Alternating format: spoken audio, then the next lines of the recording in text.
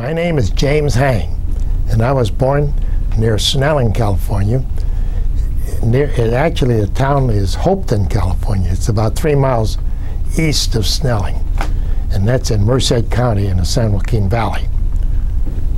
My parents worked for a big farmer in Hopeton, and actually it was, the man had peaches and grapes around 5,000 acres. And my father helped the owner as a handyman. We came to Oakland because my father was quite a bit older when I was born. And so he was at the retirement age, although he couldn't financially be retired because he lost everything during the Depression. When Pearl Harbor got bombed, I was about 17 and I had gone fishing that Sunday with some friends of my brother's. We came home around 5 o'clock. We came through the Caldecott Tunnel and we saw all these newspaper boys hawking their newspaper saying, "War, war," and we didn't know what was going on. And that's how I found out, though, later that Pearl Harbor had been bombed that morning.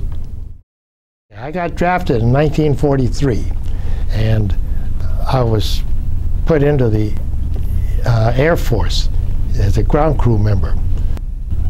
I was in the 15th Air Force stationed in Italy, and we were the 301st Bomb Wing, and our group was the 454th Bomb Group. We were in B-24s and stationed just between Naples and Bari, near the ankle of Italy. I was not a flyer. I was one of the ground crew members, and my job was an armament man. And what I did was take care of machine guns, repaired them, and installed them in the airplanes. And we also took care of the bomb racks to make sure that they were in working order when the bombs were loaded. One of my most memorable moments was I was working on this airplane I was not assigned to it, but they told me to go down there and take care of a gun. And I met this lieutenant, and I saw that he was Asian. This lieutenant's name was Chong, his last name. I'm not sure of his first name. I think it was Colin. And he was a bombardier. And so I talked to him, and he said that this was going to be his last mission, his 50th mission.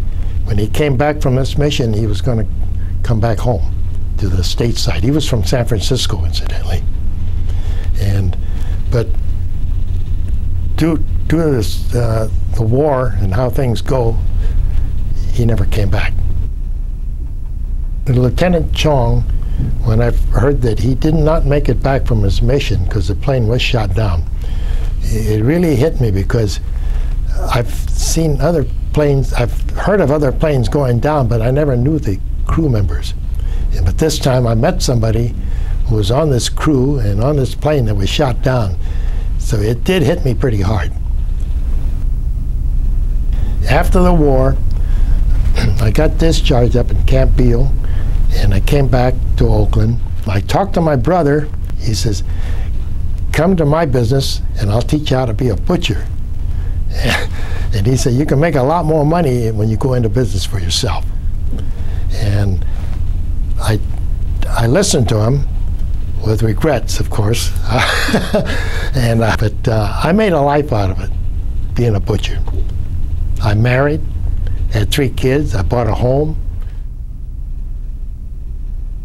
I want the kids to learn out of my experience from this is that you should go into the service hoping that it's not wartime, but just for the experience of the discipline and meeting different people of all walks of life and of all incomes. And they'll be surprised how much they can pick up in life that'll carry them all the way through. And another thing, too, that I found out is never argue with anyone, regardless of whether they're right or wrong. because arguments never get you anywhere.